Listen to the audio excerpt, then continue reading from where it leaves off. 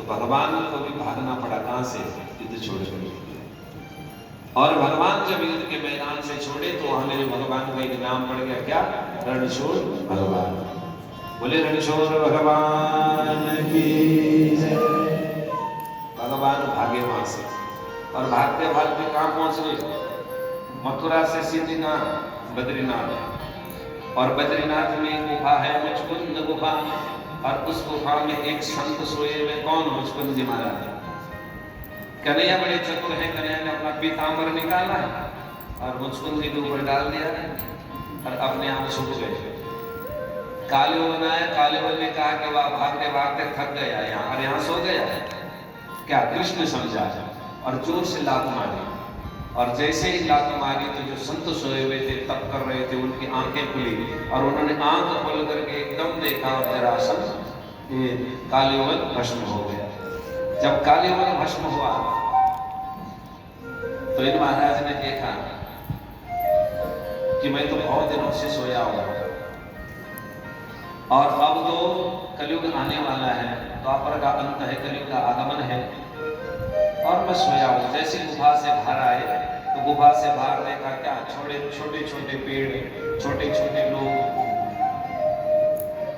कलयुग के लोग, पता पहले के लोग कैसे होते थे? लंबे लंबे होते थे, अब धीरे धीरे लोग छोटे छोटे होने लगे। तो राजा ने कहा, ये तो सब परिवर्तन। इतने में भगवान के दर्शन हुए, भगवान को आशीर्वाद दिया, कहा दूसरे जन्म में तो श्रेष्ठ बनेंगे। और महाराज यहाँ से भगवान बलभद्र से कहते हैं कि भैया अब क्या करें?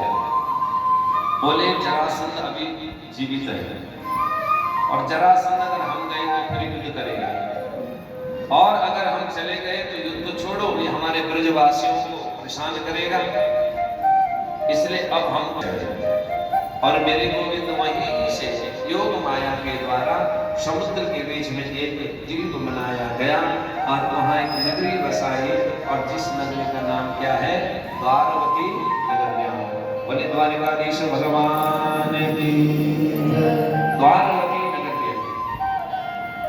द्वारिका में चले गए। अब ध्यान देना कि जब भगवान मथुरा गए तो कितने वर्ष में थे? 11 वर्ष के थे। और मेरे कन्हैया जो है मथुरा में कितने वर्ष रहे? 14 वर्ष रहे। अब 14 वर्ष देखो, जो माँ से बोल के आए थे कि बस आज गया और कल आऊंगा, अब कल एक दिन के चक्कर में 14 वर्ष व्यतीत हो गए।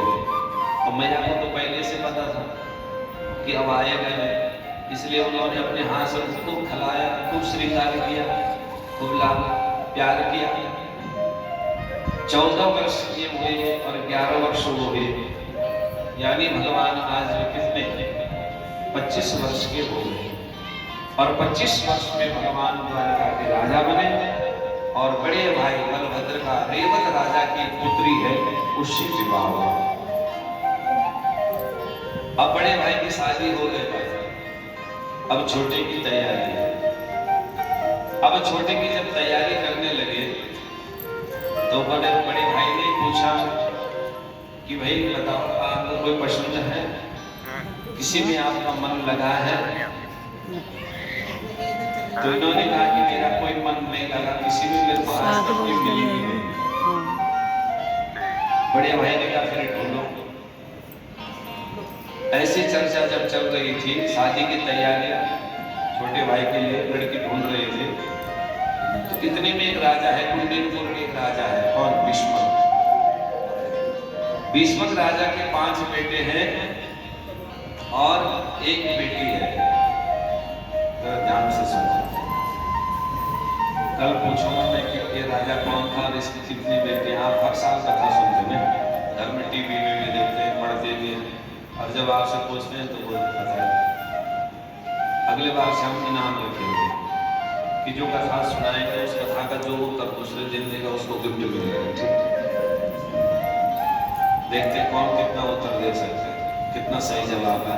आप ध्यान से सुन रहे हैं कि जबकि आप कथा सुनते हैं, अक्सर वक्ता लोग जो बड़ी जल्दीबाजी में सब कथा करते हैं, वैसा हुआ वैसा हुआ वैसा हुआ।